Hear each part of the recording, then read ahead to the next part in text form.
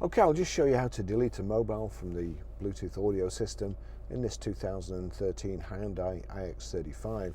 So any screen, you've got the cog symbol there, the menu, we'll click the menu, you've got Bluetooth, view, easy for me to say, view Bluetooth device list, search for Bluetooth devices, external devices, change passkey. So we want to view Bluetooth device list, and you'll see there it's come up with my phone showing mine's the only one in it at the moment, and there's a dustbin next to it. So we click that.